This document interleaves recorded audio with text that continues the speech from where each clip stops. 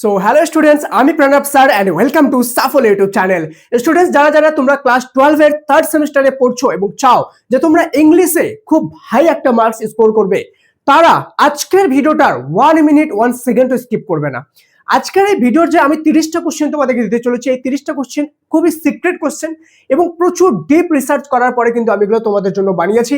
এগুলো যারা নিয়ে যাবে আজকে, তোমরা পরীক্ষার খাতায় গিয়ে পরীক্ষার হলে আমাকে থ্যাংক ইউ বলবে যে স্যার আপনি সেই 30টা কোশ্চেন দিয়েছিলেন এবং হুবহু সেখান থেকে আমাদের পরীক্ষার খাতায় কমন এসেছে। সাথেই তোমরা খুবই ভালো একটা রিভিশন কিন্তু করতে পারবে আমার সাথে। কেন কি আমি যে প্রশ্নগুলো বলবো সেই প্রশ্নের সাথে সাথে উত্তরও কিন্তু তোমাদেরকে বলে দিব, যার ফলে তোমাদের সাজেশন তো হচ্ছে, তার সাথে সাথে একটা খুব স্ট্রং কিন্তু রিভিশন হয়ে যাচ্ছে। তাই তোমাদের মধ্যে যারা সিরিয়াস ক্যান্ডিডেট আছো যে থার্ড সেমিস্টারে আমরা খুব ভালো একটা মার্কস স্কোর করবো, কেন কি তোমরা জানো থার্ড সেমিস্টারের মার্কস কিন্তু ফোর্থ সেমিস্টারও ইনক্লুড হবে এবং থার্ড ফোর্থ সেমিস্টার মিলে কিন্তু টোটাল এইচএস এর মার্কস কাউন্ট হবে, যেটা তোমাদের কলেজে ভর্তির ক্ষেত্রে কিন্তু প্রচুর প্রচুর ইম্পর্টেন্ট হতে চলেছে। সেই জন্য আজকের এই ভিডিওটার মধ্যে 1 সেকেন্ড 1 মিনিট স্কিপ করবে না। প্রত্যেকটা কোশ্চেন একদম হুবহু তোমাদের পরীক্ষার খাতার মধ্যে আসবে, ঠিক আছে? এখান থেকে প্রচুর পরিমাণে কিন্তু কমন আসবে তোমাদের। চলো বেশি দেরি না করে আজকের এই মোস্ট ইম্পর্টেন্ট ভিডিওটি শুরু করা যাক। Let's get started.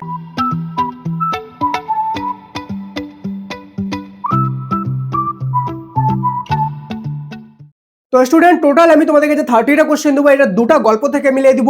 প্রথম 18টা কোশ্চেন হবে the night train at Deoli থেকে, এবং তোমাদের লাস্ট 12টা যে কোশ্চেন হবে সেটা হবে স্ট্রং রুট থেকে। উইথ অ্যান্সার তোমাদেরকে বলে দেবো, সাথে বাংলা মানে শুদ্ধ বলে দেবো, যাতে তোমাদের কারো কোনো রকম বুঝতে অসুবিধা না হয়। প্রথম কোশ্চেন হলো, how long did the narrator stay in Dehra? কতদিন পর্যন্ত দেহরাতে আমাদের লেখক থাকতেন, ঠিক আছে? From May to late July. কি বলছে? মে মাস থেকে জুলাইয়ের শেষ পর্যন্ত। 2 number, in the early morning Deoli station was lighted by. সকালে বেলা দেওলি স্টেশন কি দিয়ে আলোকিত হতো? ল্যাম্পস আর ইলেকট্রনিক বাল্ব দিয়ে। এর মধ্যে কিছু কিছু কোশ্চেন কিন্তু আমি 3 স্টার করে দিব, সেই জন্য স্কিপ করলে কিন্তু তুমি অনেক পস্তাবে পড়ে। 3 number, how long did the train stop in Deoli station? Deoli স্টেশনের ট্রেনটা কতক্ষণ দাঁড়াতো? 10 মিনিটস, মানে 10 minute. The basket which the girl Deoli is selling were made of. আমাদের দেওলি স্টেশনে মেয়েটা কি বিক্রি করছিল? বাস্কেট বিক্রি করছিল। সেই বাস্কেট গুলো কি দিয়ে তৈরি ছিল? কেন দিয়ে, ঠিক আছে? আচ্ছা, কেন মানে কি? কেন মানে কি? আখের যে চোখগুলো হয় সেগুলো, ঠিক আছে?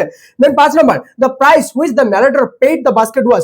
বাস্কেটটার কেনার জন্য লেখক সেই মেয়েটাকে কত টাকা দিয়েছিল? 1 রুপি, মানে 1 টাকা দিয়েছিল। চলো next 6 number, when did the narrator meet the girl a second time at Dolly?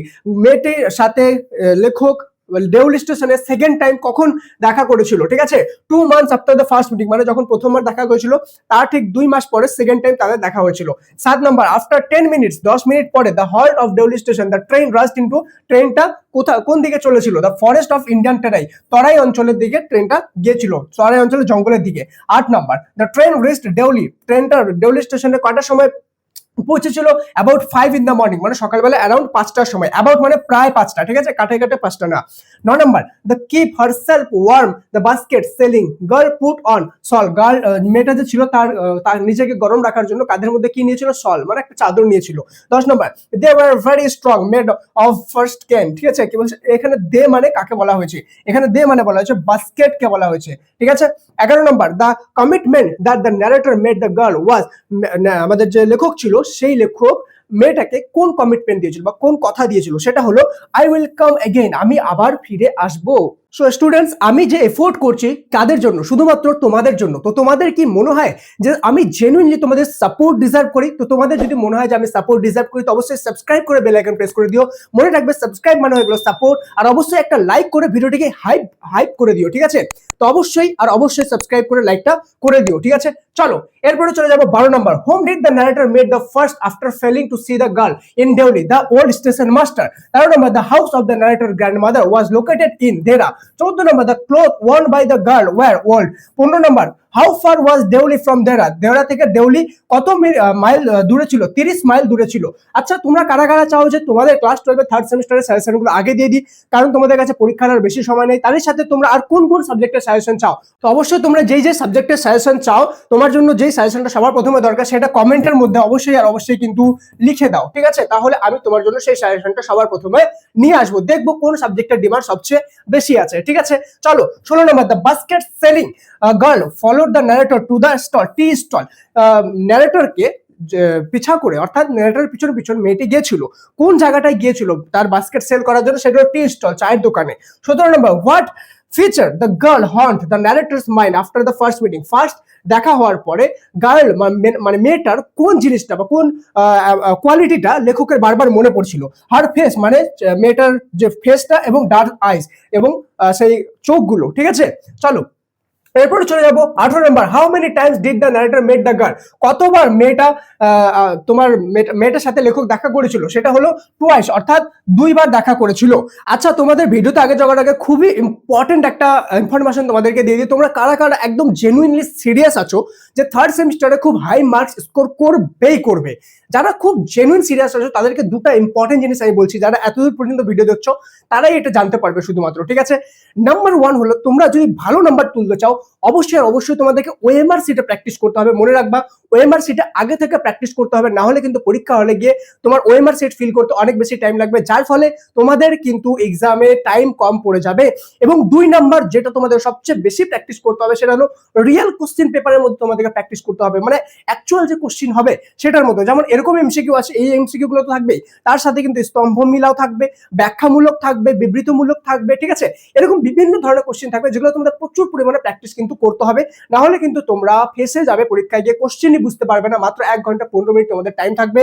R third সেমিস্টারে হাই মার্কস করা মোস্ট ইম্পর্টেন্ট, আমি বারবার এটা বলছি, কারণ কি থার্ড আর ফোর্থ সেমিস্টার মিলে কিন্তু নাম্বার কাউন্ট হবে, যেটা তোমাদের কলেজে ভর্তির ক্ষেত্রে প্রচুর ইম্পর্টেন্ট হবে। মনে রাখবে কলেজে ভর্তির সময় এক নাম্বার তোমাদের জন্য কিন্তু একটা লড়াই হয়ে দাঁড়াবে, ঠিক আছে। এক নাম্বারের জন্য কেউ একটা কলেজে চান্স পাবে তো কেউ পাবে না। তো তোমরা যদি চাও যে জেনুইনলি তোমরা রিয়েল কোশ্চেন পেপারে প্র্যাকটিস করবে এবং 100% মার্কস স্কোর করতে চাও, তারা আমার কাছে অনলাইন ক্লাসে জয়েন হতে পারো। মনে রাখবে ইংলিশের কিন্তু সিলেবাস একদম কমপ্লিট, তার মানে তুমি অনলাইন ক্লাসে জয়েন হওয়ার সাথে সাথে সব ক্লাসগুলো রেকর্ডেড ফর্মে পেয়ে যাচ্ছ। এবং মোস্ট ইম্পর্টেন্ট, আমি এখন তোমাদের শুরু করতে চলেছি একদম রিয়েল কোশ্চেন পেপারে তোমাদের প্র্যাকটিস, ঠিক আছে, যেখানে তোমরা কিন্তু প্র্যাকটিস করতে পারবে আমার সাথে রিয়েল কোশ্চেন পেপারে, এবং তোমাদেরকে 100% মার্কস তুলে দেওয়ার জন্য স্পেশালি প্রিপারেশন করানো আমি কিন্তু শুরু করতে চলেছি। তুমি যদি জয়েন করতে চাও লিংক পিন কমেন্ট ডেসক্রিপশনে আছে, মাত্র 249 এ জয়েন করতে পারবা, একবার পেমেন্ট করতে হবে, সম্পূর্ণ সেমিস্টার অ্যাক্সেস পেয়ে যাবে। হাউ টু জয়েন বলে লিংক আছে পিন কমেন্ট ডেসক্রিপশনে, ক্লিক করে দেখে নাও এবং জয়েন হয়ে যাও। মনে রাখবে যারা এই ক্লাসে জয়েন হবে তাদের সবারই কিন্তু হাই মার্কস হবে, এবং আমি তোমাদেরকে জিওগ্রাফি, ইংলিশ এবং এডুকেশনের মতো সাবজেক্টগুলো, কঠিন সাবজেক্টগুলোকে আমি ইজিয়েস্ট ওয়েতে তোমাদের সামনে এক্সপ্লেন করবো এবং সাথে এমন প্র্যাকটিস করাবো যেটা তোমাদেরকে কেউ আটকাতে পারবে না হাই মার্কস তোলার জন্য। অবশ্যই ভিডিওটা শেষ করার পরে তোমরা অবশ্যই কিন্তু হাউ টু জয়েন বাটনটা ক্লিক করে সাফল্য অ্যাপে গিয়ে আমার অনলাইন ক্লাসে জয়েন করতে পারো। চলো এবার দেখবো আমাদের স্ট্রং রুট থেকে লাস্ট 12টা কোশ্চেন, ঠিক আছে। Number 1, the title which was given to the forbearers, মানে কোন টাইটেলটা দেওয়া হয়েছিল কালামের মায়ের যে পূর্বপুরুষ ছিল তাদেরকে, সেটা হলো Bahadur. 2 number, what materials use to build the ancestral house of APJ Abdul Kalam? APJ Abdul কালামের যে অ্যানসেস্ট্রাল হাউস ছিল সেটাকে বিল্ড করার জন্য বা তৈরি করার জন্য কি ইউজ করা হয়েছিল? ব্রিক এবং লাইমস্টোন, ঠিক আছে। 3 number, the ancestral house of APJ Abdul Kalam was located in, তার যে পূর্বপুরুষের বাড়ি ছিল অর্থাৎ অ্যানসেস্ট্রাল হাউস কোথায় ছিল? সেটা হলো মস্ক স্ট্রিট, রামেশ্বরম নামের জায়গা মস্ক স্ট্রিটে, মানে মসজিদের রাস্তার মধ্যে ছিল। 4 number, the ancestral house of APJ Abdul Kalam was build, কোন সময় তার পৈতৃক বাড়িটা তৈরি করা হয়েছিল? সেটা হলো 19th সেঞ্চুরি, ঠিক আছে। পৈতৃক বাড়ি বা পূর্বপুরুষের বাড়ি বলতে পারো।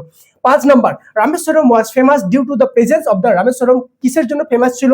শিবা টেম্পলের জন্য ফেমাস ছিল। 6 number, in his childhood food was served to Kalam, কালামকে খেতে দেওয়া হতো কিসের উপর? সেটা হলো কোকোনাট লিফ, ঠিক আছে, আমাদের নারকেল পাতায়, ঠিক আছে।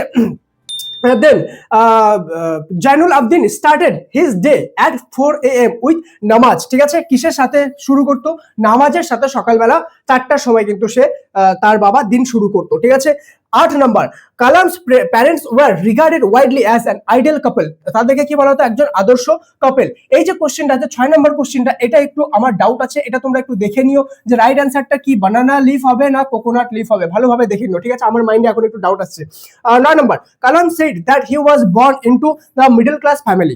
10 number, Kalam's father chanted prayers dripping his finger, কালামের বাবা একটা বাটির মধ্যে আঙ্গুল ডুবিয়ে কিছু মন্ত্র পড়তো যাতে সেখানকার মানুষগুলো যারা বিভিন্ন অসুখে ভুগছে তাদের অসুখ সেরে যায়। তো সেই বাটিটার মধ্যে কি থাকতো? সেই বাটিটা থাকতো ওয়াটার, মানে জল থাকতো, ঠিক আছে।